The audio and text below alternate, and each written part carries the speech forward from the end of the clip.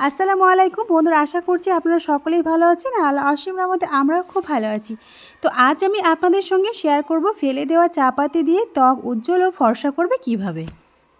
ত্বক ভিতর থেকে উজ্জ্বল ও দাগমুক্ত হতে চাইলে এইভাবে করে চা পাতি নিয়মিত কিন্তু ব্যবহার করতে পারেন।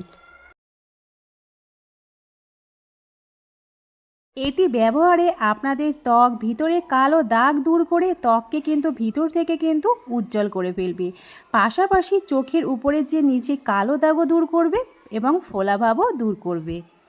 এছাড়াও যে ত্বকের যে শীতকালে যে আমাদের মরা চামড়া যেগুলো হয়ে যায় না, যে মরা কুল, সেগুলো কিন্তু দূর করার জন্য কিন্তু এটা ভীষণ কার্যকরী। আর হালকা যে মেস্তা বা ট্যান থাকলেও সেটাও ট্যান দূর করে ভিতর থেকে কিন্তু ফর্সা ও দাগহীন করতে সাহায্য করবে। তো আজকের এই চা পাতা দিয়ে এই রেমেডিটা আপনাদের ভীষণ হেল্প হবে। আর ভিডিওটা শুরু করার আগে ছোট্ট একটা লাইক দিয়ে শুরু করবেন। আশা করছি স্কিপ করে দেখবেন না। তো এখানে বন্ধুরা আমি এখানে ছোট একটা সসপ্যান নিয়েছি, তাতে অল্প পরিমাণ জল দিয়ে দিয়েছি। আর এখানে আমি 2 চামচের মতো রেগুলার যে আমরা চা গুঁড়ো খাই, সেই রেগুলার চা গুঁড়োই আমি দেবো এখানে। তো বন্ধুরা, আমার ভিডিও যে যেখান থেকে পাচ্ছেন দেখছেন দেশ বা বিদেশে বাইরে, তাদেরকে অসংখ্য অসংখ্য ধন্যবাদ আমার এই আজকের সুন্দর একটা ঘরোয়া রেমেডি টিপসটা দেখার জন্য। আর আমার চ্যানেলে যারা নতুন, তোমাদের যদি আজকের এই সুন্দর একটা টিপস যদি ভালো লেগে থাকে ফেসিয়াল রেমেডিটা, তাহলে কিন্তু প্লিজ সাবস্ক্রাইব করার জন্য অনুরোধ রইল। তো এবার এখানে 5 মিনিটের মতো আমি এখানে জাল করে নিচ্ছি। তো বন্ধুরা, আমরা কিন্তু প্রত্যেক দিন চা খাই, চা খেয়ে কিন্তু আমরা চায়ের পাতাগুলো ফেলে দিই। এই ফেলে না দিয়ে কিন্তু আমরা কিন্তু রেগুলার কিন্তু আমরা যদি স্কিনে যদি ফেসিয়ালটা করানো যায় না, তাহলে কিন্তু খুব সুন্দর স্কিনটার ত্বক কিন্তু উজ্জ্বল করবে। আমরা কিন্তু অনেকে কিন্তু কী করি, আমরা পার্লারে গিয়ে অনেক টাকা খরচা করি। সেই টাকা খরচা না করে, বাড়তি খরচা না করে ঘরে যদি একটু কষ্ট করা যায়, তাহলে কিন্তু ফলটা নিশ্চয়ই ভালো হবে, খারাপ হবে না, কথা দিচ্ছি।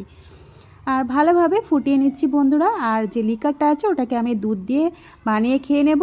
আর তারপরে ফেলে দেওয়া চা পাতি দিয়ে কিভাবে আমি তৈরি করছি সেটা দেখতেই থাকো।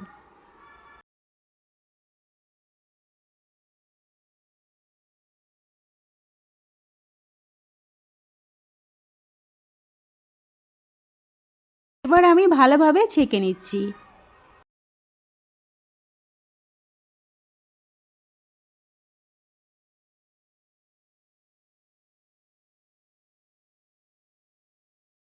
এখানে আমি ছেঁকে নিয়েছি আর ঠান্ডা হওয়ার জন্য কিছুক্ষণের অপেক্ষা করেছিলাম। তারপর একটা ছোট বাটি নিয়েছি। বাটি নেওয়ার পরে এখানে আমি এক এক করে উপকরণ ব্যবহার করব। কিচ্ছু লাগবে না বন্ধুরা, শুধু ঘরে থাকা সামান্য উপকরণ দিয়ে কিন্তু মানে খুব সুন্দর একটা ফেসিয়াল রেমেডি তৈরি হয়ে যায়। আর ত্বক কিন্তু ভিতর থেকে ভীষণ উজ্জ্বল করবে। এখানে আমি 1 চামচের মতো প্রথমে বেসন দিয়েছি। দেওয়ার পরে এখানে খুব ভালোভাবে চা পাতার সঙ্গে খুব ভালোভাবে মিক্সড করে নিচ্ছি। তো মিক্সড করে নিয়েছি। এবার একটু আমি এখানে গোলাপ জল ব্যবহার করব। গোলাপ জল কিন্তু ভিতর থেকে আমাদের কিন্তু ত্বকের ভিতর থেকে কিন্তু উজ্জ্বল করতে সাহায্য করে।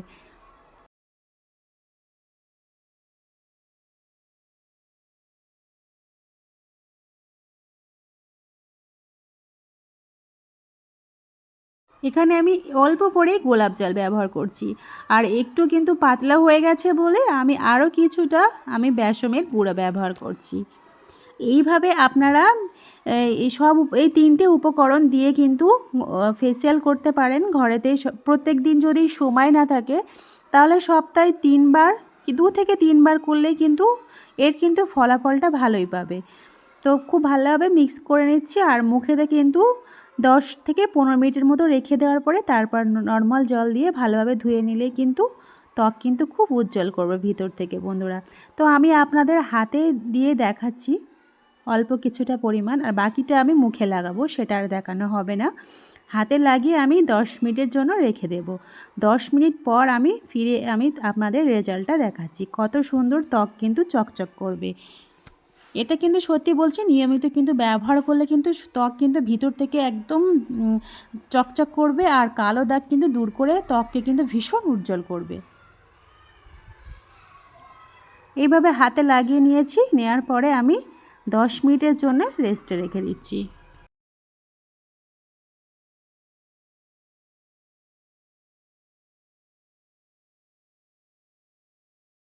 10 মিনিট পর বন্ধুরা ফিরে আসছি। দেখতে পাচ্ছেন হাতটা কত সুন্দর হয়ে গেছে।